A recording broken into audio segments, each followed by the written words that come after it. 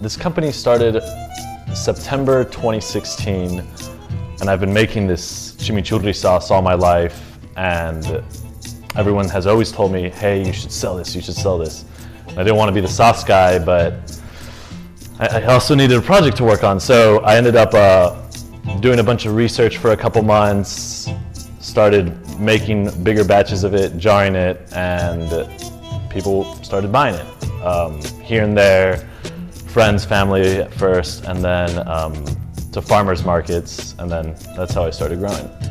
Yeah, so kind of what I learned through this whole process of jarring sauces is that, you know, you can either go hop-filled, cold-filled, you can do hand-filled, piston-filled. So I started learning the ins and outs of all that, and I realized, you know, at first chimichurri is such a simple sauce to make. Every family in Argentina has their own recipe. Even within my family, we have a bunch of different recipes. So making it is easy. When it came to manufacturing the thing and, you know, mass producing it and doing it on a larger scale than just making a small batch in your kitchen for a little grill out, it became a lot harder because you had to cook the chimichurri, and chimichurri is known as a non-cooking sauce. And what made it unique was I found the right proportions and the correct ingredients, as well as the correct support and partners and team, that I got it to where as close as possible to the same taste as when I was making it when I was 10. So all the other competitors that I had to deal with didn't seem to grasp that. The chimichurri they would make would kind of be brown and cloudy, and that has to do with the garlic and the olive oil they use and how long they would cook it at their facility. And I kind of learned that quickly with my manufacturing team. And because I took advantage of that and kind of compared myself to the competitors, I was able to dig in deep in the niche market and kind of show the customer what real chimichurri is, and jarring it, and, you know, for them to be able to take that back home and share it with their family, that was very unique and something that I wanted to create and take all over the country. Yeah, so right now we offer 3 different products.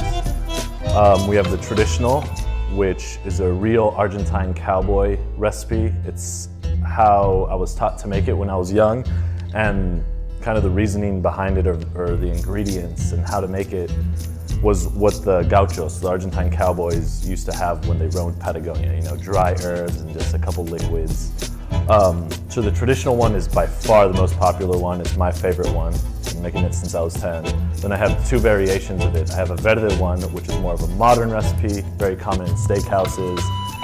A lot more herbs to it, less spices, more olive oil, so it's very thick. And like I said, it's the modern way to do it. And then I have the spicy one. Both my parents are from Argentina. In Argentina, there's no spice. But coming here, growing up in Texas, I realized that people like a little kick to their food. So I had to make the spicy one. And the spicy one has a lot more red peppers to it, so like paprika, aleppo, you know, red peppers like that.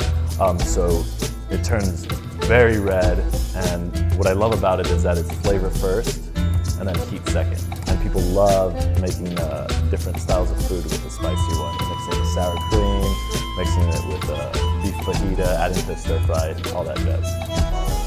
Yeah, so what new customers should expect is that this is not the normal southern sauce that people think about when they think of grilling or cooking. This isn't Tabasco, this isn't barbecue sauce.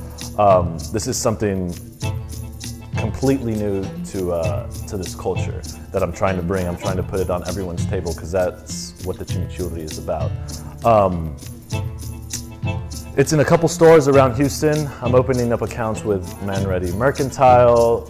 They have some at Manenas, some other Argentine bakeries around here. I recently got into all 9 central markets in Texas, which was a huge goal for us. It got into stores around April 2017, and it's been flying off the shelves. I've been doing a lot of demos there. I'm also found in a couple different farmers markets around town, in Memorial Village and Heights Epicurean, and that's kind of how I started growing my fan base in the farmers markets around town and getting to know the people. Lots of fun, everyone's walking around, and it's such a good time talking to people who are so interested in food. People don't really know what chimichurri is. let alone how to use it. The people who do know what it is are typically from South America or have tried it in a steakhouse around here. What I'm trying to teach them is that this is a very versatile sauce. There's a lot of tradition behind this. Usually it's made for just steaks and grilling, but my friends and family and acquaintances I have met here love putting this stuff on everything. It's a lot, like I said, it's a very versatile sauce. You can use it to saute vegetables, you can use it to grill, you can use it to bake, you can use it as a simple condiment, as a heavy marinade, or as a open jar sauce in the middle of the table. So kind of the whole thing behind this is the wholesomeness that comes with this sauce. You can use it for anything, for anybody, and you just find what your personality matches with which sauce.